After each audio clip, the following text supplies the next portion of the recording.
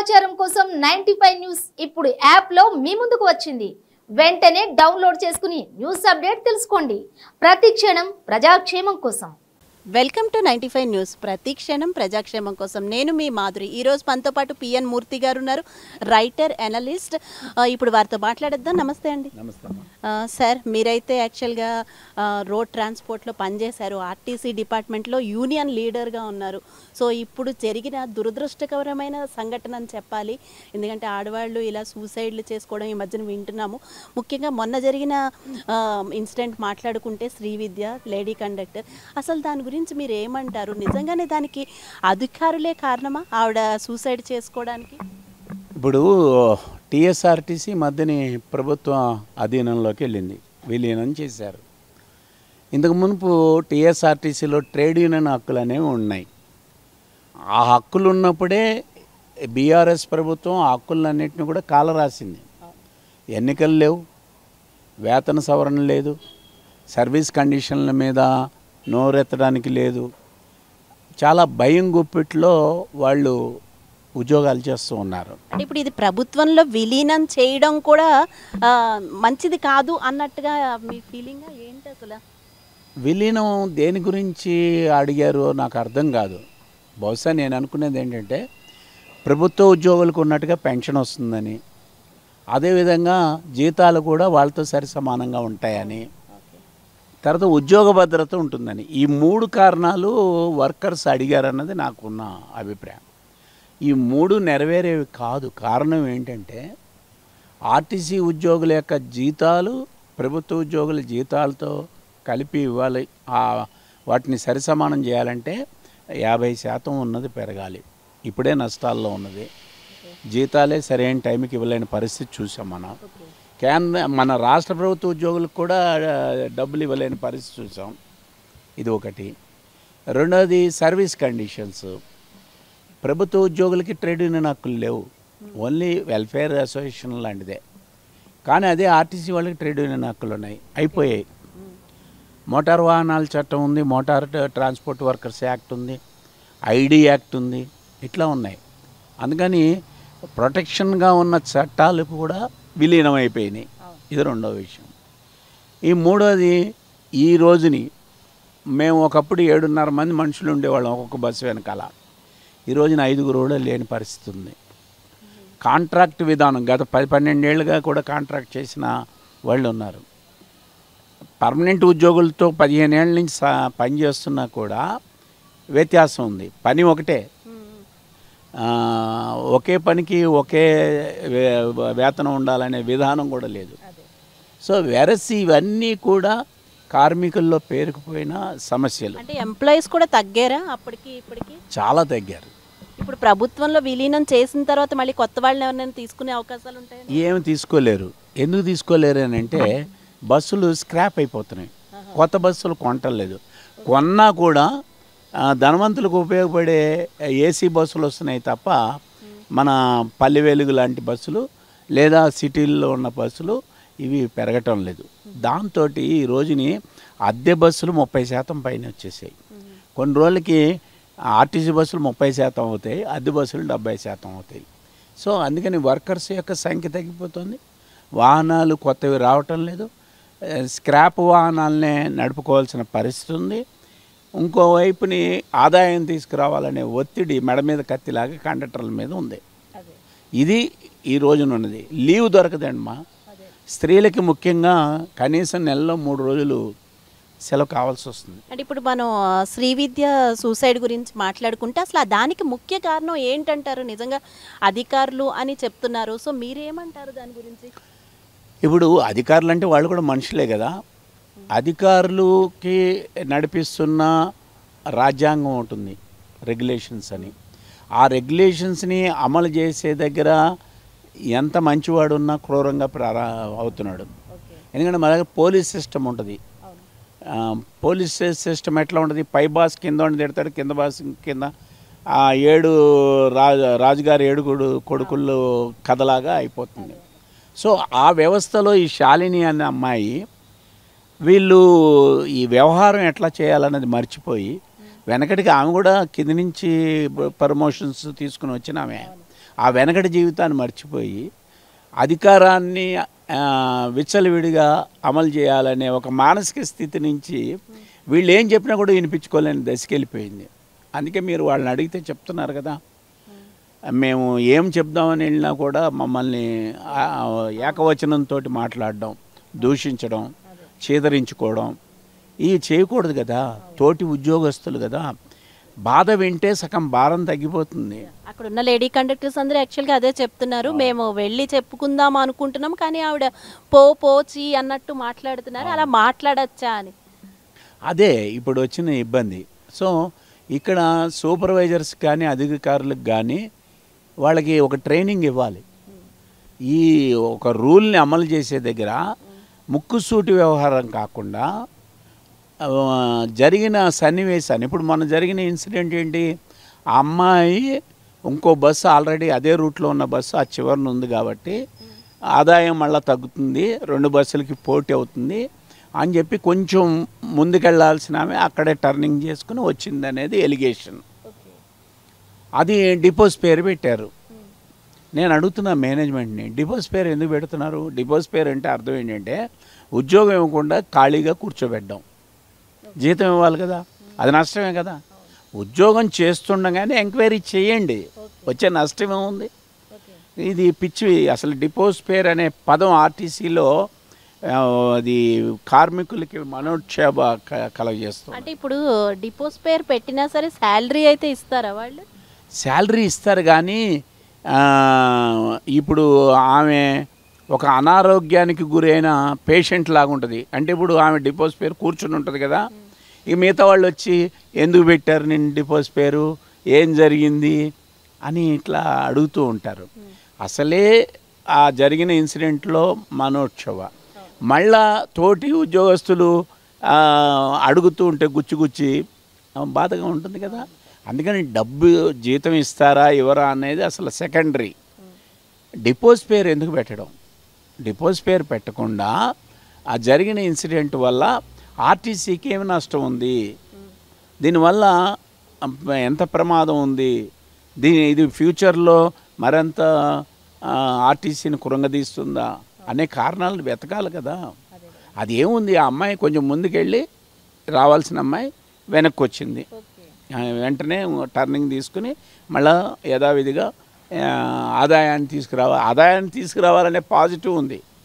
ఆదాయం కోసం పాజిటివ్గా ప్రవర్తిస్తున్నానని చెప్పి ఆమె నెగిటివ్గా రూల్స్కి వ్యతిరేకంగా ఉందనేది కదా ఆరోపణ. అది అర్థం చేసుకోవాలి యాజమాన్యం. అందుకని రూల్స్ అనేవి ఎందుకు ఉంటాయంటే ఒక క్రమబద్ధీకరణ చేయడానికి రూల్స్ ఉన్నాయి కానీ ఒకళ్ళని శిక్షించడం కోసం రూల్స్ ఏర్పాటు చేసుకోలేము మనం. అందుకని ఆర్టీసీ ఉద్యోగులు వాళ్ళ యొక్క ప్రవర్తనని క్రమబద్ధీకరణ చేసే విధంగా ఉండాలి తప్ప వాళ్ళని ఏదో శిక్షించేసి వాళ్ళని మానసిక క్షోభకి గురి చేయడం ఇటువంటి సరైనది కాదు. అదే జరిగింది. ఇదే కాదు, మనందరికీ తెలుసు రాఖీ పండుగలో అన్నదమ్ములకి వెళ్ళి రాఖీ కట్టి వస్తారు, ఆడబడుచులకి వాళ్ళు కానుకలు కూడా ఇస్తారు. ఇది ఒక చాలా ముఖ్యమైన, ఇది దైవాన్ని సామాజికమైన ఒక అంశం ఇందులో ఉంది. ఆ పండగ కూడా డ్యూటీ సెలవు మాట దేవుడు ఎరుగు, మా డ్యూటీ మేము చేసుకుంటామంటే కాదు, డబుల్ డ్యూటీలు చేయమన్నారు. ఆ ఒత్తిడి కూడా ఉన్నది. రెండోది, సాధారణంగా స్త్రీలు ఇంట్లోకి వెళ్ళి వంట చేసుకోవాలి కాబట్టి రాత్రి 9 గంటల లోపలే అయిపోయే డ్యూటీలు మన ఉంది. యాక్చువల్గా ప్రభుత్వంలో విలీనం చేసిన తర్వాత జనరల్గా ప్రభుత్వ ఉద్యోగులకి ఇంత టైమే వర్క్ అని ఉంటుంది కదా సార్, 8 గంటలే చేయాలి ఇంతే. కానీ వీళ్ళకి ఇంకా అలాంటి టైమింగ్స్ లేవంటారా ఏంటి? అసలు వీళ్ళు ఇంకా ఎందుకు డబుల్ డ్యూటీలు చేయాల్సి వస్తుంది? నేను ఇంతకుముందు చెప్పాను కదా, వర్కర్స్ సంఖ్య తగ్గిపోయింది. ఇద్దరు చేయాల్సిన పని ఒకళ్ళ మీద భారం పడుతున్నది. దాంతో లీవ్ ఇవ్వలేని పరిస్థితి. ఎవరైనా లీవ్ పెడితే అతను చేయాల్సిన డబుల్ డ్యూటీ ఈ లీవ్ పెట్టిన వాళ్ళు చేసింది, ఈ రకంగా ఒత్తిడి పెరిగిపోతుంది. సిక్ అయితే కూడా లీవ్ ఇవ్వట్లే, సిక్ లీవులు ఉంటాయి కదా. యాక్చువల్గా మోటారు వాహనాల చట్టం ప్రకారం మానసిక స్థితి, శారీరక స్థితి సరిగా లేకపోతే కనుక వాళ్ళు డ్యూటీకి పంపకూడదు. ఎందుకని? ఆ బస్సులో ఒక 50 మంది ప్రాణాలు ఈ డ్రైవర్ యొక్క చేతిలో ఉంటాయి కదా. మరి అంటే నీ ఆరోగ్యం బాగపోతే నీ ఇంట్లో ఉంటే అంతవరకే పరిమితం. కానీ ఆరోగ్యంగా లేని ఒక డ్రైవర్ని డ్యూటీకి పంపితే అలా అనేక ఇన్సిడెంట్స్ జరిగినాయి. డ్యూటీ చేస్తూ చేస్తూ గుండెపోటుకి గురై చనిపోయినవి కూడా మనం చూస్తూ ఉన్నాం. నైట్ ఓవర్ టైం చేయించి ఓవర్ డ్యూటీలు చేయించడం వల్ల విశ్రాంతి అనేది లేకుండా ఉండడం వల్ల, అందుకని వాహనాలు నడిపే డ్రైవర్, ఈవెన్ మన ప్రైవేట్ మన ఇంట్లో డ్రైవర్ అయినా, బాబు నువ్వు నిద్రపో, ఎక్కడైనా నిద్ర వస్తే అక్కడ ఆగు అని చెప్తాం మనం. అంత జాగ్రత్త తీసుకుంటాం మనం. అటువంటిది 50 మంది 100 మంది ప్రయాణికులు ప్రయాణించే బస్సులో అలసటకు గురైన ఒక డ్రైవర్ చేత లేదా ఒక కండక్టర్ చేత డబుల్ డ్యూటీలు చేయించడం శ్రేయస్కరం కాదు అనేది నాకున్న ఉద్దేశం. యాక్చువల్గా స్పేర్ స్టాఫ్ ఉండాలి. అంటే 6గురికి లీవ్ ఇవ్వాలంటే 7వ వాడు ఉండాలి. ఈ 7వ వాడు లీవ్ రొటేషన్లో తిరుగుతూ ఉంటాడు. 6 రోజులు, వారానికి ఒక రోజు లీవ్ ఇవ్వాలి కదా. అంటే 6గురు ఉంటే డిపో వాడికి లీవ్ స్పేర్ కింద ఒక అతను ఉండాలి. అసలు ఎవడు లేడు. అంటే ఆర్టీసీలో ఎంప్లాయీస్ తక్కువ అవడానికి కారణాలు ఏంటంటారు? శాలరీస్ తక్కువ ఉండడమా, లేదంటే వాళ్ళని తీసుకోవట్లేదా గవర్నమెంట్? ఇప్పుడు విలీనం చేసిన తర్వాత కూడా కొంచెం శాలరీస్ అవి పెరుగుతాయి, పెన్షన్లు ఉంటాయి అని ఆశగా ఉన్నారు కదా. సో అవన్నీ లేకపోవడం వల్ల ఏంటి? ఇప్పుడు విలీనం అది ఇందాక చెప్పినట్టుగానే 3 కారణాల్లో ఏ కారణం కూడా ఫలించదమ్మా. పైగా నా భయం ఏంటంటే, ఇంతకు మునుపు కార్పొరేషన్ అధీనంలో ఆస్తులు ఉన్నాయి, ఇప్పుడు గవర్నమెంట్కి వెళ్ళిపోయినాయి. అమ్ముకున్నా కూడా అడిగే దిక్కు ఎవడికి లేదు. ఇప్పటికే అసైన్డ్ భూములు అమ్మేస్తున్నారు, ఎస్సీ ఎస్టీలకు సంబంధించిన భూములు అమ్మేస్తూ ఉన్నారు. నిరర్ధకమైన పేరు మీద భూములు అమ్మేశారు. మీరు చూశారు కదా, కోకాపేట అటువంటి కాస్ట్లీ ఏరియాల్లో ఎంతెంత రేట్లు పోయినాయో. అంటే ప్రభుత్వాలు యాక్చువల్గా ప్రజాధనాన్ని కాపాడాలి, వనరుల్ని కాపాడాలి. ఇప్పుడు వెనకటికి తాతలు సంపాదించిన ఆస్తిని అమ్ముకుని కూర్చుని తిన్న రకంగా ఈ రోజుని ఈ ప్రభుత్వాలు నడుస్తూ ఉన్నాయి, అప్పులమయమైపోతూ ఉన్నాయి. అందుకని కావాల్సినన్ని బస్సులు రావటం లేదు, కావాల్సినంత సిబ్బందిని తీసుకోవటం లేదు. రెండోది ఏంటంటే, అటు డీజిల్ ధరలు పెరిగిపోతున్నాయి. అసలు ప్రభుత్వంకి నష్టం రావడానికి కారణం ఏంటి? రోడ్ ట్యాక్స్ వేస్తున్నారు. అది ఎవరి మీద పడుతుంది? ప్రయాణికుడి మీదనే పడుతుంది. డీజిల్ ధరలు పెంచుతున్నారు, ఎవరి మీద పడుతుంది? ప్రయాణికుడి మీదనే. ఎందుకు ధరలు? ఇప్పుడు ప్రైవేటు వాహనం కనుక మనం కొనుక్కుంటే ఇదివరకు ఆర్టీసీ తక్కువ ఉండేది. ఇప్పుడు ఆర్టీసీలో ఇప్పుడు ఒక్కటే ఉదాహరణ చెప్తే, ఇక్కడి నుంచి అమీర్పేటకి వెళ్ళాలంటే 50 రూపాయలు టికెట్ అనుకోండి, ఇద్దరు వెళ్ళాలంటే 100 రూపాయలు. అదే బైక్ మీద వెళ్తే కనుక 50 రూపాయల్లో వెళ్ళిపోతున్నాం. రెండోది, ఎక్కడ పడితే అక్కడికి వెళ్ళగలుగుతాం. అట్లాగే 7 సీటర్స్ అని ఇలా ఆటోలు ఉన్నాయి. అందుకని ప్రధానంగా సిటీలో ట్రాఫిక్స్, సిటీలో ఆదాయం రాకపోవడం, రెండోది పని గంటలు బయట డిస్ట్రిక్ట్లో చేసినంతగా ఇక్కడ కూడా చేయడం, ఇవన్నీ వెరసి ముఖ్యంగా స్త్రీల మీద ఒత్తిడి బాగా పెరుగుతూ ఉన్నది. అది ఒక కారణం కూడా అని చెప్పేసి నేను భావిస్తూ ఉన్నాను. యాక్చువల్గా ఇదివరకు మీరు చేసినప్పటికీ ఇప్పటికీ మీకు ఏం డిఫరెన్స్ కనిపిస్తుంది? అంటే ఒకప్పుడు ఆర్టీసీలో ఉద్యోగం అంటే అది చాలా పెద్ద జాబ్ కిందే లెక్క. సో అందులో పనిచేస్తున్నారు అంటే వీళ్ళకి చాలా బాగుంటుంది అని. కానీ ఇప్పుడు ఆర్టీసీలో ఉద్యోగం అంటే ఆ ఉద్యోగస్తులే పెద్ద ఉద్యోగం కింద ఫీల్ అవ్వట్లే. ఎందుకు ఆ డిఫరెన్స్ అంటారు? అంటే మా టైంలోనే మేము పెనం మీద ఉన్నాం, మేము ఉద్యోగం చేస్తున్నప్పుడు. ఇప్పుడు వాళ్ళు పొయ్యిలో పడ్డారు. ఇది కారణం. ఎందుకంటే అప్పుడు మాకు 7గురు ఉండేవాళ్ళు బస్సు వెనకాల, చాలేది కాదు, 9 మంది కావాల్సి వచ్చేది. 7గురు ఉన్నా సర్దుకున్నాం. ఇప్పుడు 5గురు, 4గురు. ఇది అంటే రాను రాను ట్రాఫిక్ పెరుగుతున్నది. మన హైదరాబాద్ జనాభా ఈ రోజుని 1,30,00,000 వెళ్ళిపోయింది. మేము రిటైర్ అయినప్పుడు 60-70 లక్షలు ఉంది. అంటే రెట్టింపు అయింది కదా. వాహనాలు రెట్టింపు అయ్యా? కాలేదు. మరి పని చేసేవాళ్ళు అయ్యారా? కాలేదు.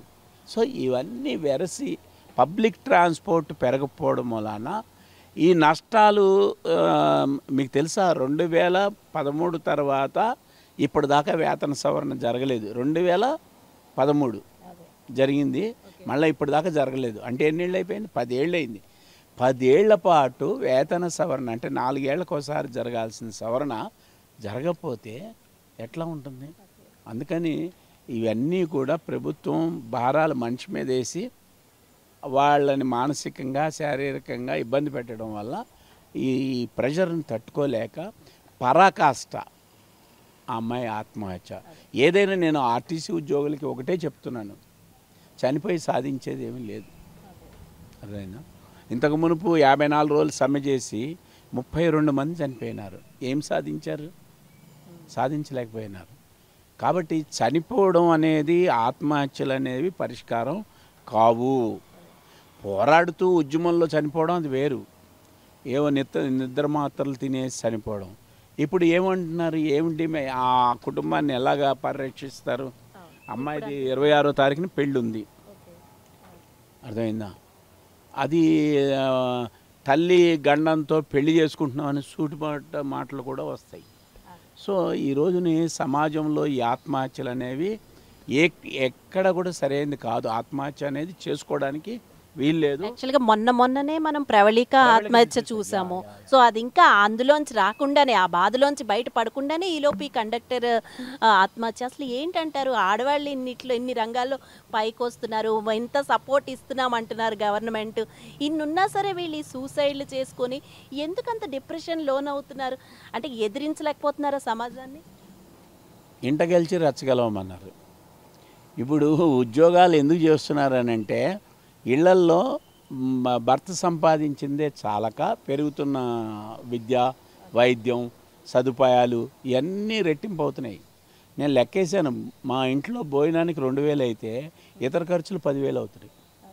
అంటే ఇది ఒకప్పుడు తిండికి ఎక్కువ పెట్టే మనిషి ఈరోజు ఇతర భారాలకి ఎక్కువ పెట్టాల్సి వస్తుంది.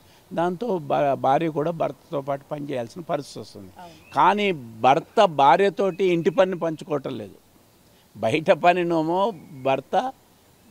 భర్త చేయాల్సిన ఆదాయం తీసుకురావాల్సింది ఈవిడ కూడా కష్టపడి తెస్తుంది, కానీ ఇంటి దగ్గర జరగటం లేదు. అందుకని అటు పిల్లల పోషణ, ఇంటిని పరిరక్షించుకోవడం, వాళ్ళ పోషణ, ఇటు ఇక్కడ అధికారుల నుంచి వస్తున్న ఒత్తిడి, ఈ మానసిక స్థితి వల్లనే డిప్రెషన్లోకి వెళ్తున్నారు.